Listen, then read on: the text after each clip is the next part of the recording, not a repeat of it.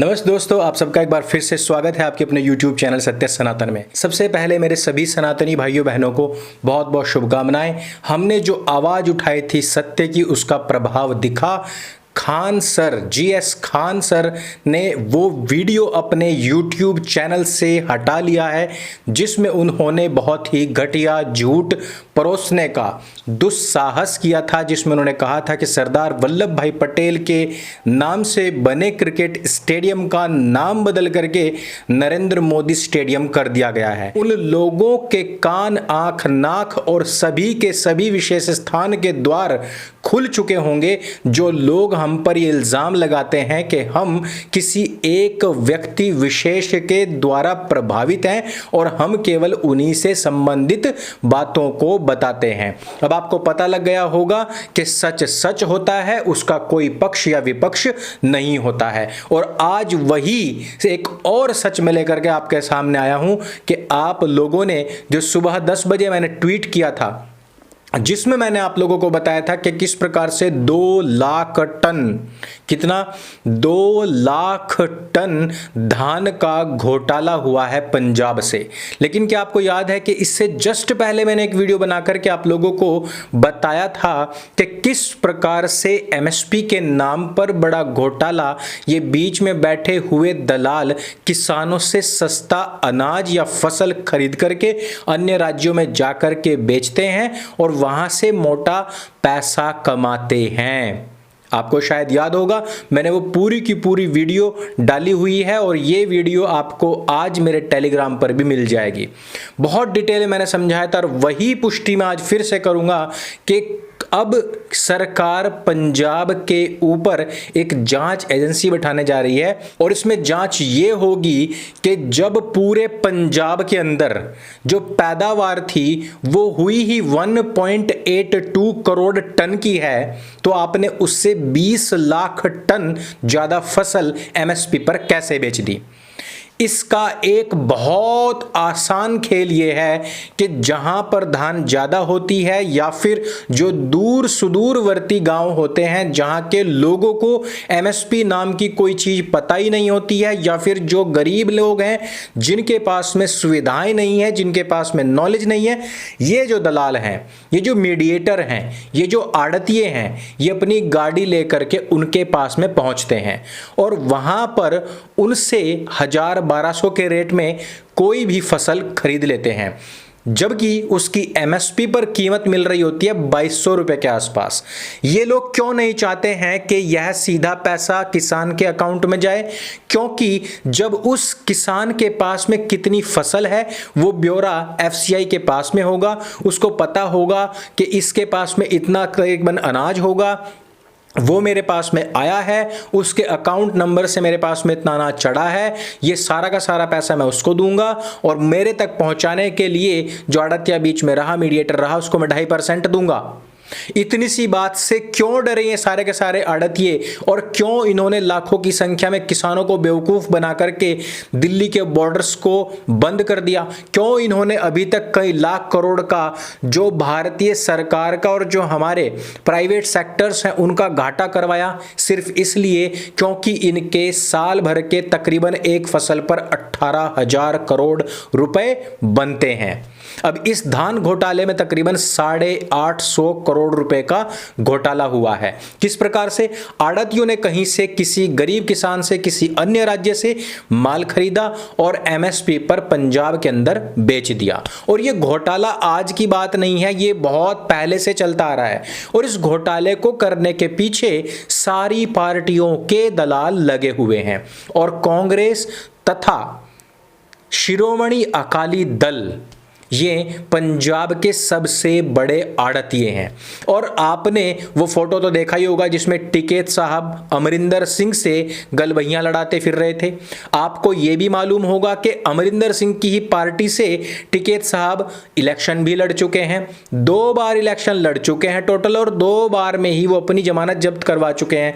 लेकिन अब की बार लड़ने से पहले उन्होंने सोचा है कि मैं किसी भी तरीके से झूठ फूट फैला करके अपनी जो जड़ है वो मजबूत कर लूं। लेकिन ये जनता है, ये पढ़ लिख चुकी है, इसके पास टेक्नोलॉजी, इंटरनेट, स्मार्टफोन और सारे समाचार सीधे पहुंचते हैं। जांच बैठ चुकी है, 850 करोड़ रुपए डकार करके बैठे हैं ये आड़तिये, जो BMW और बड़ी बड़ी गाड़ियां लेकर के, एसी और काजू बादाम अपने घर से ले आकर के, और यहां बैठ करके जो पिज्जा पास्ता खाने वाले लोग हैं और जो धमकी दे रहे हैं, वो कह रहे हैं कि हम बॉर्डर पर एसी लगाएंगे, पक्के मकान बनाएंगे, वही लोग हैं जो 850 करोड़ रुपए डकार करके बैठे हुए हैं। लेकिन उस पर तो किसी ने बात नहीं की। किसी ने बात की हो तो बताइए आप मुझे। MSP पर भी बात कर लेते हैं। अलवर में, राजस्थान में सरसों सबसे ज्यादा होती है। अगर वहां की MSP का रेट देखेंगे, पिछले साल तकरीबन 3,500, अब की बार जो घोषित है वो तकरीबन 4,000, लेकिन बिका कितना? 5,000। और ये अकेली बात नहीं है, मैं आपको थोड़े से आंकड़े बता देता हूं कि MSP पर जो काला चना है, जो MSP रेट है वो तकरीबन 5100 रुपए है, लेकिन यही केरल के अंदर 8,125 रुपए बिकता है। आप जरा सोचिएगा कि इतने बड़े रेट पर कौन बेच करके आता है? आड़तिया बेच करके आता है। यही चना जिस राज्य में हो रहा है वहां से आड़तिया खरीदता है और वो ले जाकर के MSP पर किसी अन्य राज्य में बेचता है और वो वहां के आंकड़ों में उस फसल को दिखाता है। जैसे अब पंजाब के आड़तियों ने पंजाब के अलावा कई राज्यों से सस्ती धान खरीदी, अपने रिश्तेदारों के नाम पर किसानी दिखा करके कि फलाने का इतना क्विंटल, ढमकाने का इतना क्विंटल, 20 लाख टन धान बेच दिया और MSP का पैसा डकार भी लिया। वैसे ही होता है। और यदि इसमें प्राइवेट कंपनीज आएंगी तो वहां पर सीधे प्रत्यक्ष प्रतियोगिता होगी और वहां पर किसान डायरेक्ट किसी भी कंपनी को कोई भी फसल बोने से पहले तय कर सकता है कि मैं इसको इस रेट में दूंगा। चने की बात मैंने की थी, 5100 उसका MSP था, लेकिन 8100 तक बिका, 3,000 रुपये फालतू।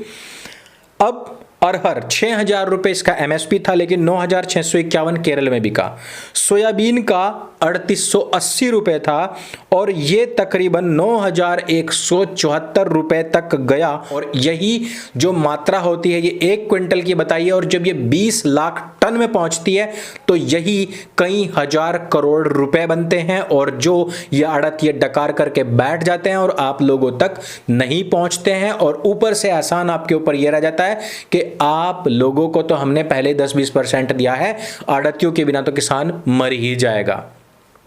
इस कदर की लूट चल रही है। इस तरीके की जो लूट करने वाले लोग हैं वही नहीं चाहते हैं कि सीधे पैसा किसान के अकाउंट में पहुंचे, वही नहीं चाहते हैं कि पब्लिक सेक्टर, प्राइवेट सेक्टर किसानी में आए, और वही लोग नहीं चाहते हैं जो पिछली योजनाओं तक या पिछली सरकारों तक या अपने घोषित जो उनका एजेंडा था कि अगर हमारी सरकार आई तो हम ये करेंगे। कांग्रेस ने खुद कहा था कि प्राइवेट सेक्टर का किसानी में आना बहुत जरूरी है, नहीं तो किसानों की जो आय है वो नहीं बढ़ेगी और आड़तियों को पूर्ण रूपेण बीच से हटाना पड़ेगा। ये केवल कहने के लिए था, क्योंकि उनको भी पता है कि जब हमने 70,000 करोड़ रुपए माफ किए थे तो किसानों ने एकमुश्त होकर के कांग्रेस को वोट की थी। लेकिन उनके पास कोई दूसरा चारा नहीं था कांग्रेसियों के पास में कि वो किसानों को फिर से लुभा लें। उनके पास एक ही चारा था, उन्होंने कहा कि हम आड़तियों को बीच से हटाएंगे, प्राइवेट कंपनीज आएंगी, किसानों के साथ में समझौता करेंगी और फिर वो उसी प्रकार से कॉन्ट्रैक्ट फार्मिंग करेंगे जिस प्रकार से पश्चिमी उत्तर प्रदेश के अंदर गन्ना किसान ऑलरेडी कर रहा है। इस वजह से अब अगर सरकार मोदी की है और वही नियम मोदी ने बना दिया है तो उसका विरोध करना है।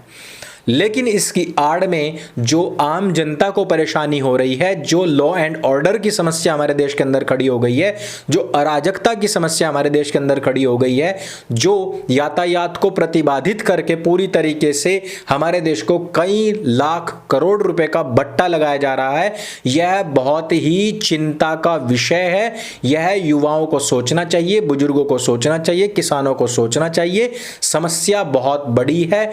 कई लाख करोड़ रुपए के घोटाले करने के एवज में ये लोग यहां सड़कों पर पटे पड़े हैं, जबकि खुद पंजाब के अंदर कॉन्ट्रैक्ट फार्मिंग के सख्त नियम लागू हैं। बातें और भी बहुत सारी हैं, लेकिन जैसा कि हमने आपसे वादा किया है, कम समय में हम आपको वो सच देंगे जिसको कोई भी आकर के काट ना सके। अकाट्य सत्य, सत्य सनातन के द्वारा हमेशा से दिया जाता रहा है, और इसी वजह से पहले भी बहुत सारे मोमिन आए जिन्होंने हमारे ऊपर प्रश्न चिन्ह लगाया था, लेकिन आज वो कहाँ हैं, उनके चैनल्स कहाँ हैं, आपको भी पता है। एक बार फिर से किसी ने झूठ बोलने का प्रयास किया था, हमने उसका जवाब दिया, उसको वीडियो वो हटाना पड़ा। और अब भी मैं जितनी बात आपको कह रहा हूं वही कहता हूं जो सत्यता के हर पैमाने के ऊपर खरी होती है। इसी वजह से मैं कहने के लिए आता भी हूं, नहीं तो खबरें बहुत सारी होती हैं, हम उनको दूर से ही नमस्ते करके अपने घर में बैठ जाते हैं। यदि वीडियो आपको अच्छा लगे, जानकारी से भरपूर लगे, और आपको लगता है कि ये हजारों नहीं लाखों करोड़ रुपए का घोटाला करने वाले लोग ही देश के अंदर अराजकता फैला रहे हैं, राजनीति कर रहे हैं और राजनीतिक रोटियां सेकने के लिए अपनी जमीन तैयार कर रहे हैं, तो इस वीडियो को सब किसान भाइयों, मजदूर भाइयों के साथ में शेयर अवश्य करें, सभी जागरूक नागरिकों के साथ में शेयर अवश्य करें। चैनल को सब्सक्राइब करना ना भूलें, बेल आइकन को प्रेस करें। मेरे संग बोले सत्य सनातन वैदिक धर्म की जय। जय हिंद, वंदे मातरम।